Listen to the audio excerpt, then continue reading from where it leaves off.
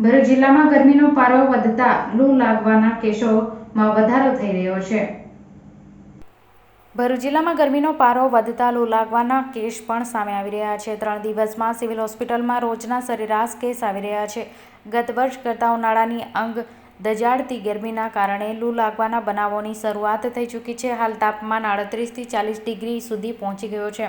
તેમજ આવનાર દિવસમાં ગરમી વધવાની શક્યતા છે. ગરમી વધુ પડતા બાળકો, મહિલા અને વૃદ્ધોમાં હીટ સ્ટ્રોકના બનાવો વધુ બનતા હોય છે. સિવિલ હોસ્પિટલમાં 3 દિવસમાં 5 થી વધુ કેસ નોંધાયા છે. આવનાર દિવસોમાં કેસોમાં વધારો થવાની શક્યતા છે. આવનાર દિવસોમાં કેસ વધી શકે છે. હમણાં આકરો તાપ પડી રહ્યો છે, જેના કારણે શહેરના મુખ્ય માર્ગો બપોરે સુમસાન નજરે પડી રહ્યા છે. 1 વાગ્યા બાદ ગરમીનો પારો જેમ જેમ વધુ થતાં લોકો ઘરમાંથી બહાર નીકળવાનું ઓછું પસંદ કરે છે. આ બાબતે સિવિલ હોસ્પિટલના doctor Maheshji Solu, head of medicine department civil, જણાવ્યું હતું કે હાલ આકરા તાપમાન જેમ બને તેમ વગર કારણ ઘરની બહાર જવાનું ટાળવું, વધુ પાણીનું સેવન કરવું અને જો ચક્કર, માથું દુખે જેવી સમસ્યાઓને ઇગ્નોર કરવો નહીં અને નજીકના પ્રાથમિક આરોગ્ય કેન્દ્રોનો સંપર્ક કરવો. હેડ સ્ટ્રોકની સારવાર માટે સિવિલ હોસ્પિટલનો સ્ટાફ ખડે પગે છે.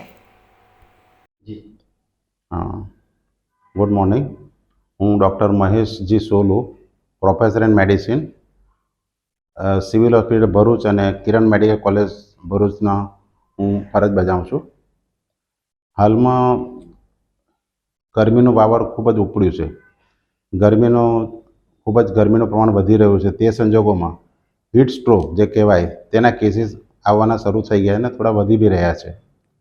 એનું કારણ એ જ કે હવે આ બધી વસ્તુ કુદરતી છે, એટલે એના માટે આપણે પોતાએ આપણી ફરજ બજાવવી પડશે. એના લક્ષણો આપણે જાણવા જરૂરી છે કે શું શું થાય તો આપણે તરત સંપર્ક કરવો ડૉક્ટરનો. માથું ખૂબ દુખે, ચક્કર આવે, પરસેવો થાય, પાણીનો સોસ પડે, ઉલટી જેવું લાગે, પગમાં ક્રેમ્પ લાગે, એ બધા એના લક્ષણો છે. હવે એ સંજોગોમાં તમારે 3 થી 4 લીટર પૂરતા પ્રમાણમાં દરરોજનું પાણી પીવું જોઈએ. અને આ સંજોગોમાં આપણે ઇન્સેન્સિબલ લોસ કહેવાય છે, પરસેવો થાય, એ પણ અલગ લોસ છે. એટલે તમારે ઇલેક્ટ્રોલાઇટની પણ કમી આપણા શરીરમાં થઈ શકે છે.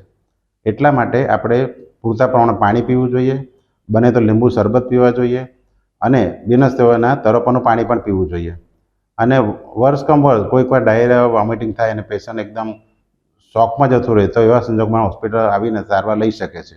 અને એના માટે કિરણ પટેલ મેડિકલ કોલેજ અને સિવિલ હોસ્પિટલમાં ડૉક્ટરો ખડે પગે ફરજ બજાવી રહ્યા છે અને એની પૂરતા પ્રમાણમાં સારવાર ટોટલ ફ્રી અહીંયા મળી રહી છે.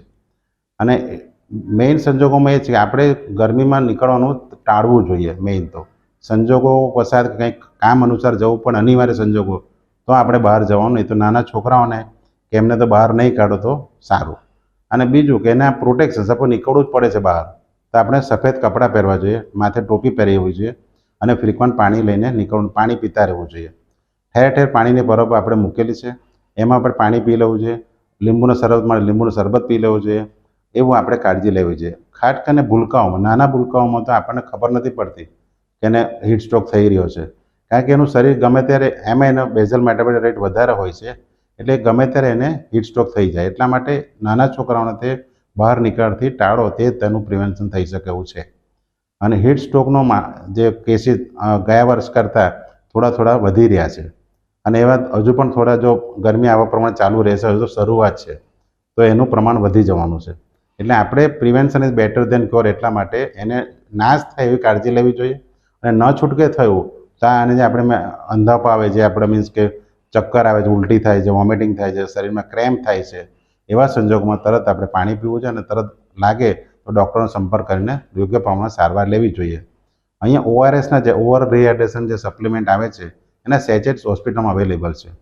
એમાં જ્યારે ઇલેક્ટ્રોલાઇટ વોમિટિંગ બહુ થઈ ગયું તો ઇલેક્ટ્રોલાઇટ ઇમ્બેલેન્સ થવાની શક્યતા રહે છે. તેવા સંજોગોમાં ORS સેચેટ આપણા ત્યાં અવેલેબલ છે. એ પણ અહીંયાથી આપણને ફ્રીમાં મળી શકે છે.